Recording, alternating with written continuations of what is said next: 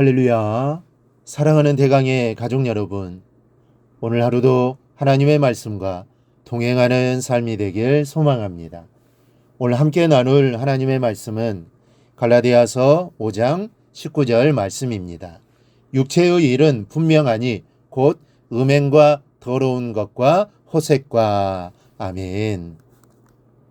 사도 바울은 앞절에서 성령의 인도하심을 따라 살아가라고 이야기합니다.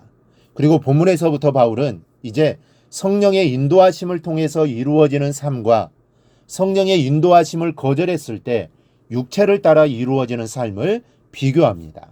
19절부터 등장하는 육체의 일들은 22절부터 열거된 성령의 열매와 비교되어 있습니다. 육체를 따라 살면 육체 일을 하게 되고 성령의 인도하심을 받게 되면 성령의 열매를 맺게 되는 겁니다. 바울은 육체 일이 도대체 어떤 것인지를 구체적으로 15가지를 들어 말하고 있습니다.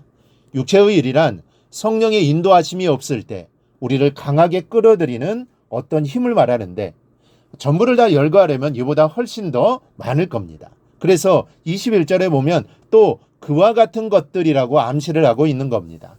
이 15가지의 제약은 크게 본능적인 것과 미신적인 것 그리고 사회적인 것으로 나누어집니다. 그중 오늘은 19절에 기록된 본능적인 육체의 일을 함께 살펴보겠습니다. 그렇다면 본능적인 육체의 일은 무엇입니까?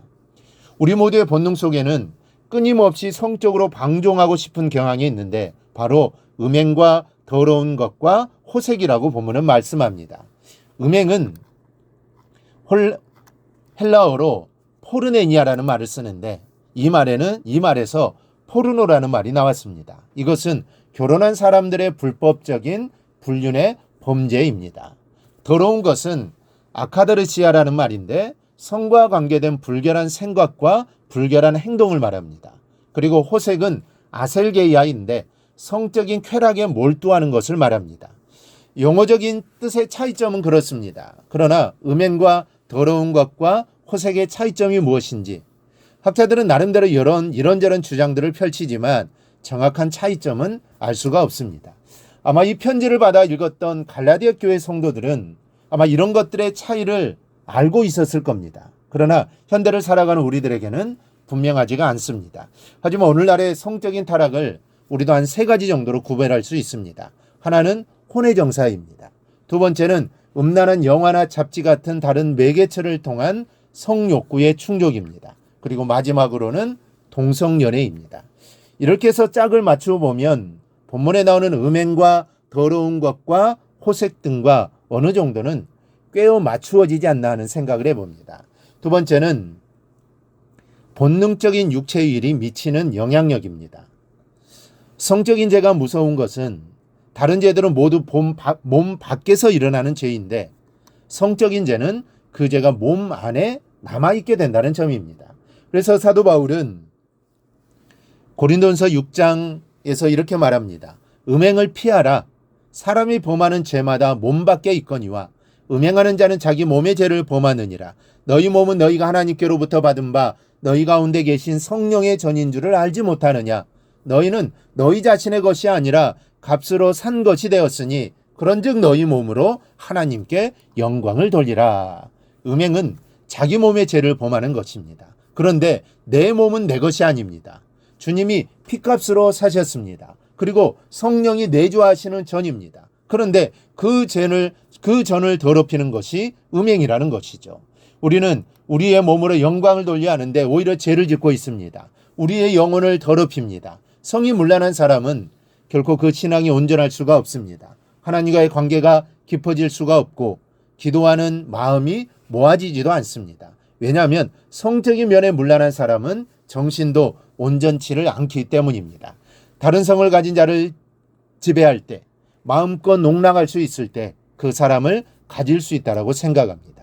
그 사람 앞에서 절대적인 존재가 된다고 착각을 합니다. 다른 사람을 보는 눈이 달라집니다. 그 사람의 진정한 가치를 보지 못하는 사람이 되어버리고 만다는 사실입니다. 그런데 거기서 그치는 것이 아닙니다.